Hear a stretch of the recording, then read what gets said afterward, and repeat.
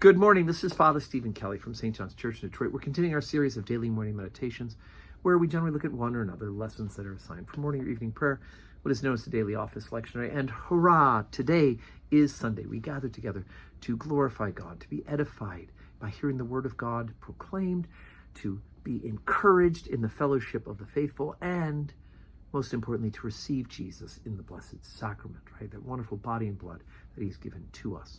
Today is the Sunday next before Advent, which is a funny title for saying it's the last Sunday of Trinity Tide, and next week we start our Advent season. We start the church calendar year over.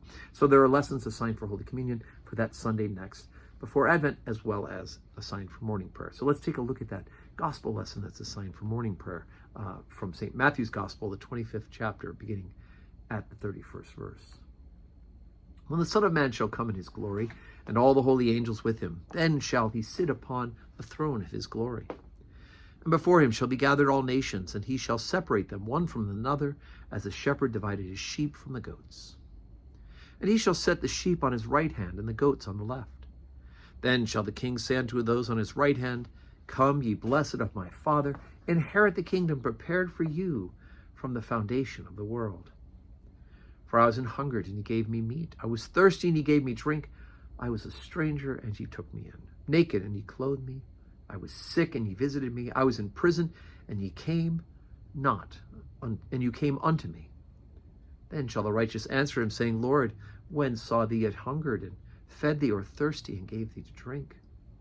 When saw thee a stranger, and took thee in, or naked, and clothed thee? Or when saw we thee sick, or in prison, and came unto thee? And the king shall answer and say unto them, Verily I say unto you, inasmuch as ye have done it unto one of the least of these my brethren, ye have done it unto me. Then shall he say also to them on the left hand, Depart from me, ye cursed, into everlasting fire, prepared for the devil and his angels. For I was an hungered, and ye gave me no meat.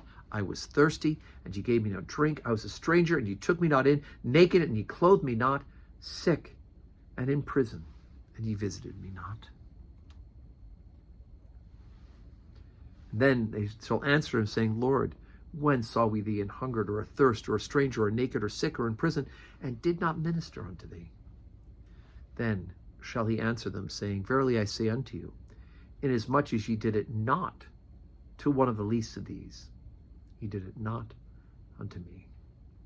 And these shall go away into everlasting punishment, but the righteous into life eternal. I remember back in the 1990s how interested I was in Mother Teresa. It was hard to avoid the wonderful things that she was doing. The bishop who ordained me a deacon had an opportunity to meet her and spend time with her. I had a man who came to my parish, in my last parish, who actually worked there in Calcutta with her nuns for several months, and the amazing insider stories. But when people used to ask Mother Teresa how she had the fortitude to do such hard work, remember, she would pick up the unclean. Her and her sisters would take the untouchables, those who were the lowest caste of Indian society, who were left to die in the streets, and they would minister to them. They would give them a clean bed. They would help clean them up and take them out of the gutter where they were left to die, and would nurse them. If they could nurse them back to health, great. If not, they would give them a dignified place to die in a clean bed. And this was hard work, hard on the soul, hard on the body. And people asked how it is that she could do this. And she said, well, I just imagine every person in front of me as if they are Jesus Christ.